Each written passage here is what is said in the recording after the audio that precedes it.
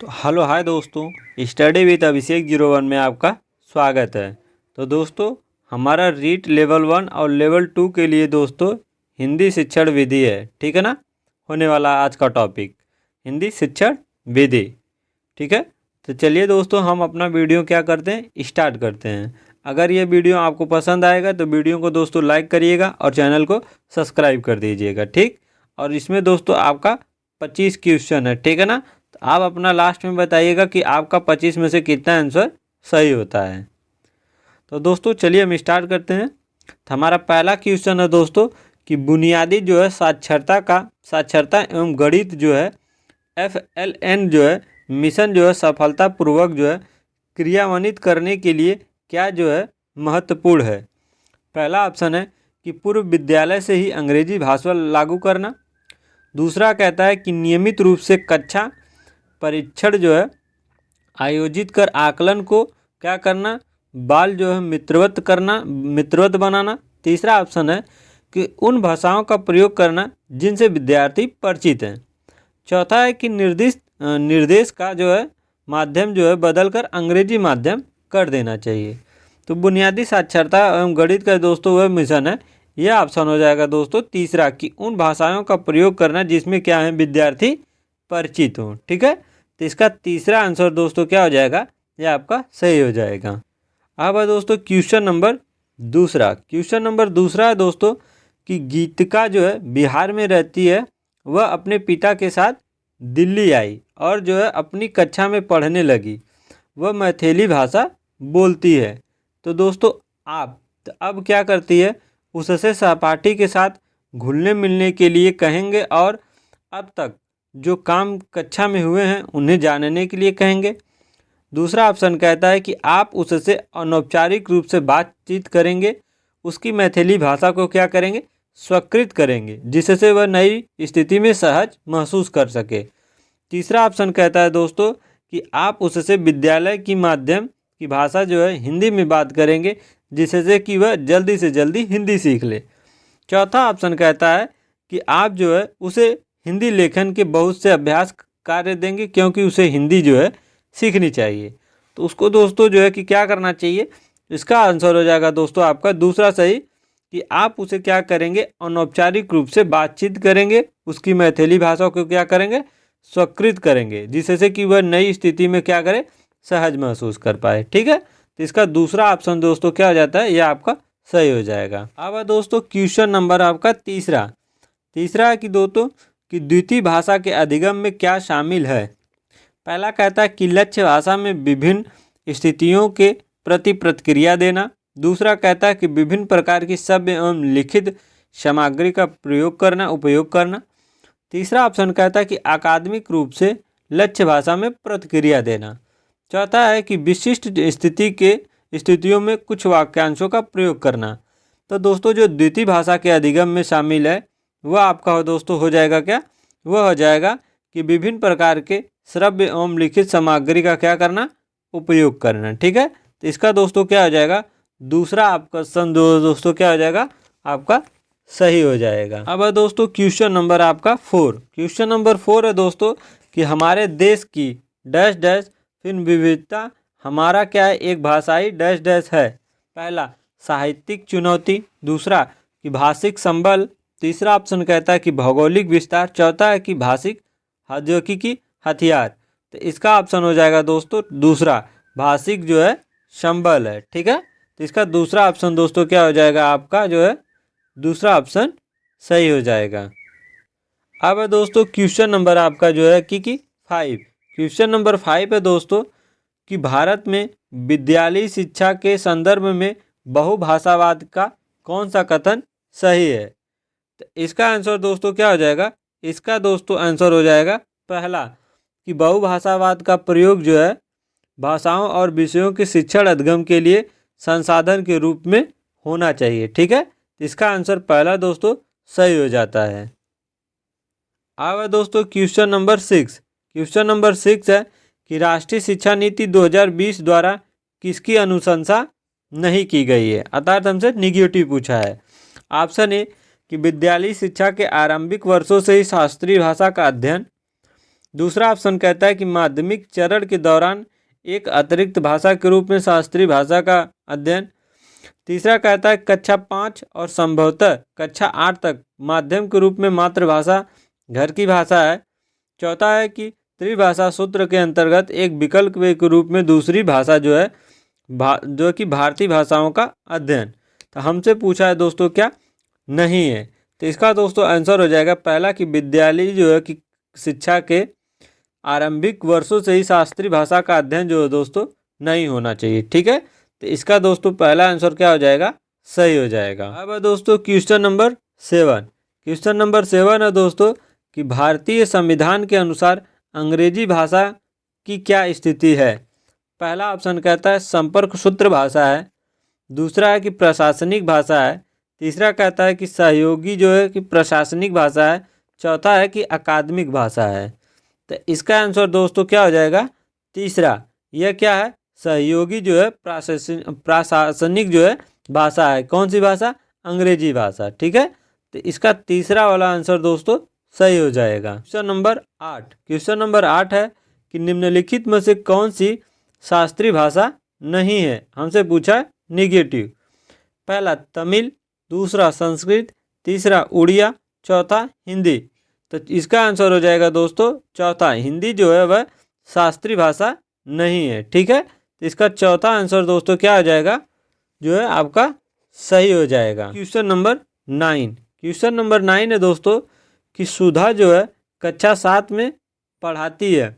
उसके पाठ्यक्रम का मुख्य उद्देश्य है कि वह स्वयं को क्या करे, अभिव्यक्त करने के लिए एक भाषा का प्रयोग कर सकें। अपनी पाठ्यक्रम संबंधित गतिविधियों की वह सूचना देने, सहमति जो है कि प्रकट करने, माफ़ी मांगने, निवेदन करने, विश्वास दिलाने जैसी क्रियाओं के साथ क्या है के आधार पर संवाद जो है सृजित करती है। तो वह किस प्रकार के क्या कर रही है, पाठ्यक्रम का अनुसरण कर रही है। तो आपको बताना है दोस्तों सुधा क्या कर रही है। पहला कि वह व्यापारिक जो पाठ्यक्रम करवा रही है। दूसरा कि कौशल जो है कि आधारित पाठ्यक्रम। तीसरा कहता है कि संरचनात्मक पाठ्यक्रम। चौथा कहता है कि कार्य आधारित पाठ्यक्रम। तो इसका आंसर हो जाएगा दोस्तों चौथा कि कार्य आधारित जो है कि पाठ्यक्रम सुधा जो है करवा रही है। ठीक है, तो इसका चौथा वाला ऑप्शन दोस्तों क्या हो जाएगा, वह आपका सही हो जाएगा। दोस्तों क्वेश्चन नंबर आपका 10 कि निम्नलिखित कथनों को पढ़िए और सही विकल्प चुनिए। अभिकथन ये है दोस्तों कि अंग्रेजी भाषा एक सह जो है कि सह राज्य की भाषा है। तर्क कहता है कि भारतीय विद्यालयों में अंग्रेजी को विदेशी भाषा की तरह पढ़ाया जाता है। तो दोस्तों जो कथन अभिकथन ये है अंग्रेजी भारत में क्या एक सह राज्य की भाषा है, ये बिल्कुल सही है। और दूसरा तर्क भी दोस्तों सही है। और तर्क जो क्या करता है, अभिकथन की व्याख्या करता है। तो इसलिए दोस्तों आपका ए और बी दोनों सही है और आर ए की दोस्तों क्या करता है, व्याख्या करता है। ठीक है ना, तो इसका दूसरा आंसर दोस्तों क्या हो जाएगा, आपका सही हो जाएगा। तो क्वेश्चन नंबर 11। क्वेश्चन नंबर 11 है दोस्तों कि एक व्यक्ति जो है दूसरे व्यक्ति को या जो है कि एक जो दूसरे को दी जा रही सूचना के जो है कि अंतराल में क्या शामिल है। पहला क्या सूचना जो है अंतर गतिविधि। दूसरा राय आधारित गतिविधि। तीसरा तर्क जो है आधारित गतिविधि। चौथा है कि प्राथमिकता अंतर जो है गतिविधि। तो इसका आंसर हो जाएगा दोस्तों क्या, सूचना आधारित जो है गतिविधि है। ठीक है ना, इसमें शामिल है। तो इसका पहला वाला ऑप्शन दोस्तों क्या हो जाएगा, वह आपका सही हो जाएगा। नंबर 12। क्वेश्चन नंबर 12 है कि भाषा की कक्षा में आयोजित किए जाने वाले कार्यों की जो कि क्या करिए, अभी कल्पना करते समय आप जो है क्या मापदंड रखेंगे। तो पहला ऑप्शन दिया गया है दोस्तों कि कार्य ऐसे जो क्या हो अर्थ उद्देश्य एवं बातचीत विनिमय को जो क्या करते हैं समुन्नत करें। दूसरा है कि कार्य जो है ऐसे हों जो क्या करें शिक्षार्थी की क्या करें आवश्यकता को पूरा करें। सी कहता है कार्य भाषा अभ्यास के लिए अवसर प्रदान करे। चौथा है कि कार्य जो है स्वयं के प्रति जागरूकता को समन्वित करे। तो आपसे पूछा गया है कि ए और बी सही है। दूसरा में कहता है कि बी और सी डी सही है। तीसरे में कहता है कि ए बी सी डी तीनों चौथे सही हैं, चारों चारों। चौथे में कहता है कि ए और सी डी सही हैं। तो इसमें जो दोस्तों तीसरा ऑप्शन सही हो जाएगा जो ए है, बी है और सी है और डी है, ये चारों के चारों दोस्तों क्या हैं आपके सही हैं। तो इसका तीसरा वाला आंसर दोस्तों क्या हो जाएगा आपका, वो आपका सही हो जाएगा। क्वेश्चन नंबर 13 है, ध्वन्यात्मक जो है जागरूकता जो है विकसित करने में तुकबंदियों की क्या करनी विशेष भूमिका है। क्योंकि क्या है दोस्तों, पहला है कि बच्चे इन्हें बहुत अधिक पसंद करते हैं। दूसरा है कि इनमें दोहराव, लय एवं तुकबंदी होती है। तीसरा कहता है कि बच्चे इनमें व्यस्त रहते हैं। चौथा कहता है कि लय और गति होती है किसमें, तुकबंदी में। तो इसका आंसर हो जाएगा दोस्तों चौथा कि यह लय गति इसमें क्या होती है, लय और गति देती है। कौन सी, तुकबंदी, ठीक है ना। तो इसका ऑप्शन दोस्तों क्या हो जाएगा, चौथा ऑप्शन जो है दोस्तों क्या हो जाएगा आपका, वो सही हो जाएगा। क्वेश्चन नंबर 14, क्वेश्चन नंबर 14 है दोस्तों कि कक्षा 8 की एक अध्यापिका अपने शिक्षार्थियों को आनंद और कष्ट से संबंधित शब्दों को सूचना के लिए कहती है। बाद में वह 5-5 के जो है कि समूह में इन जो है 2 शब्दों के आधार पर शब्द जाल बनाने के लिए कहती है। शब्द संपदा खोजने के लिए इस उपागम को क्या कहेंगे। पहला थीम विषयक उपागम, दूसरा आयाम आधारित उपागम, तीसरा ऑप्शन कहता है विन्यास, ठीक है, चौथा की रामा जल कहते हैं। तो इसका आंसर हो जाएगा क्या दोस्तों, इसका आंसर पहला हो जाएगा कि यह क्या है, थीम जो है विषयक उपागम को कहती है, ठीक है। तो इसका आंसर क्या होगा, पहला जो है आपका वो सही हो जाएगा।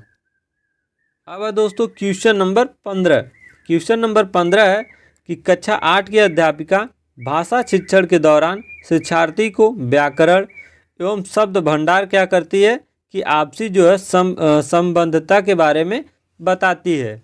तो यह किस विधि का अनुसरण कर रही है। पहला कि वह कोश विषयक मॉडल का, दूसरा ऑप्शन कहता है कि सामाजिक सांस्कृतिक मॉडल का, तीसरा है कि विधा मॉडल, चौथा कि कार्यात्मक मॉडल का।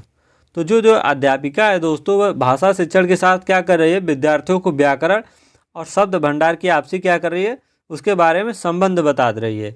तो वह दोस्तों क्या कर रही है, वह कोश विषयक मॉडल का क्या कर रही है, विधि का प्रयोग कर रही है, ठीक है। तो इसका पहला वाला दोस्तों क्या हो जाएगा आंसर है आपका, वो सही हो जाएगा। तो क्वेश्चन नंबर 16, क्वेश्चन नंबर 16 है कि कक्षा 6 की एक अध्यापिका अपनी कक्षा में निम्नलिखित कार्य करवाती है।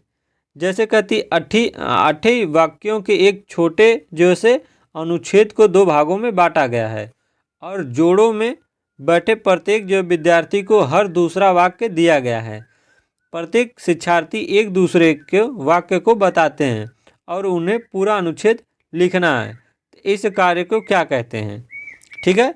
पहला कि अनुश्रुत जो है अनुच्छेद श्रुत लेख, दूसरा वर्तनी श्रुत लेख, तीसरा पारस्परिक जो है कि श्रुत लेख, चौथा है जो क्या करना पठन श्रुत लेख। तो दोस्तों इसका आंसर क्या हो जाएगा, इसका दोस्तों हो जाएगा पारस्परिक जो है श्रुत लेख।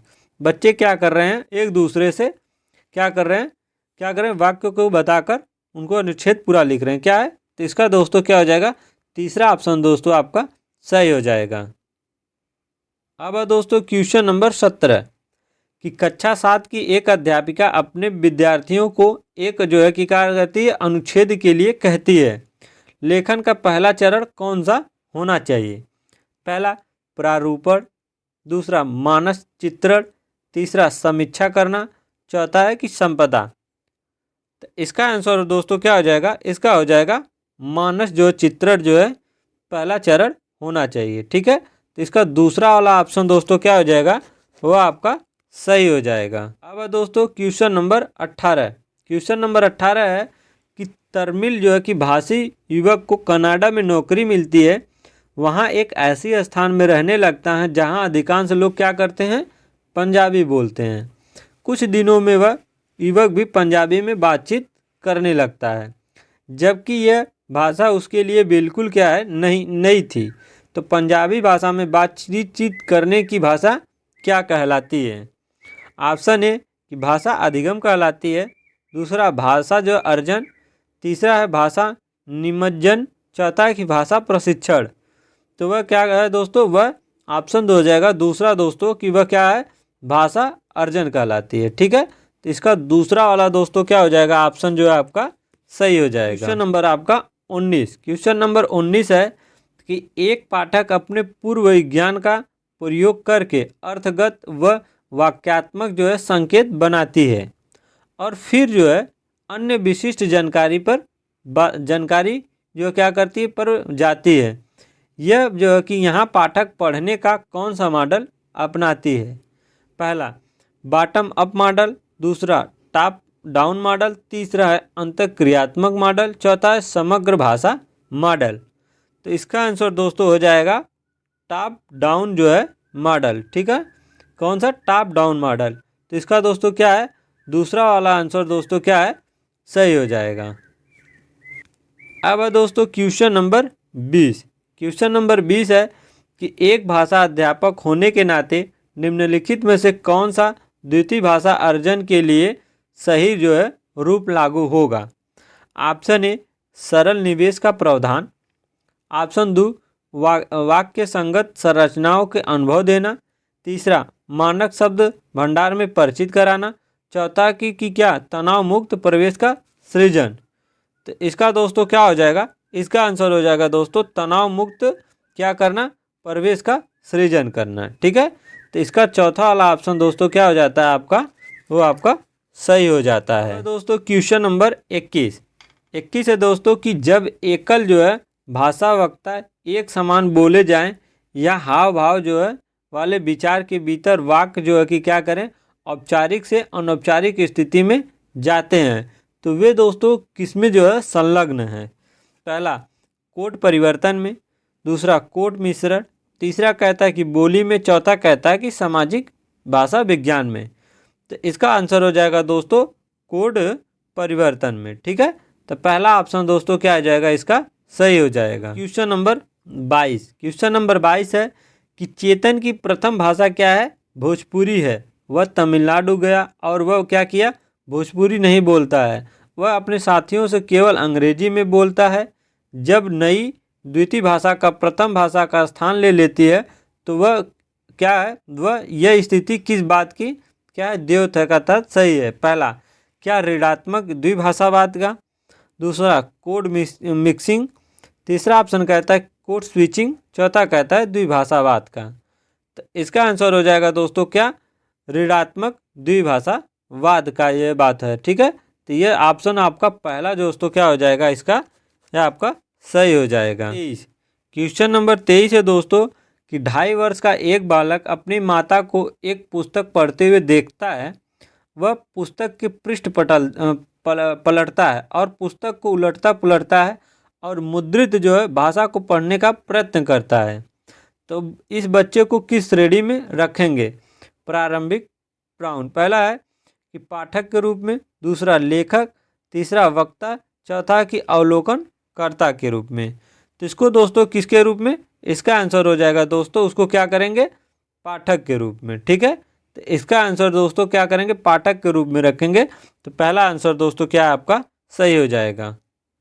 अब दोस्तों क्वेश्चन नंबर 24 कि किसी भाषा के शब्दों उनके अर्थों के बीच क्या करना स्वाभाविक जो है संबंध नहीं है, यह कथन किससे संबंधित है?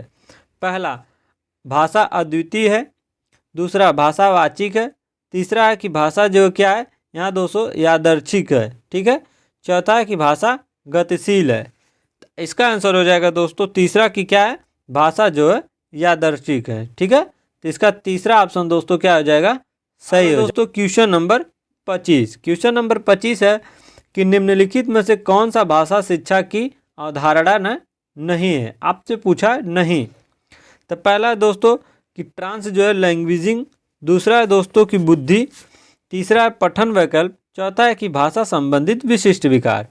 तो भाषा शिक्षण की अवधारणा नहीं है दोस्तों, इसका ऑप्शन हो जाता है दूसरा, कौन सा? बुद्धि जो है नहीं है। इसका दूसरा ऑप्शन दोस्तों क्या हो जाएगा? सही हो जाएगा। ठीक है, तो दोस्तों हमारा जो है 25 क्वेश्चन कंप्लीट हो गया। तो आप बताइए दोस्तों आपका 25 में से कितना आंसर सही हुआ? ठीक है, तो दोस्तों आई होप कि यह वीडियो आपको दोस्तों पसंद आया होगा। अगर पसंद आया होगा दोस्तों तो वीडियो को एक लाइक कर दीजिएगा और चैनल को सब्सक्राइब कर दीजिएगा। इसके साथ साथ दोस्तों इस वीडियो को अपने दोस्तों तक अपने ग्रुप में ज़्यादा से ज़्यादा शेयर कर दीजिए दोस्तों एग्ज़ाम से पहले ही। ठीक है, तो चलिए दोस्तों, मिलते हैं नए वीडियो में नए टॉपिक के साथ। तब तक जय हिंद दोस्तों, वंदे मातरम।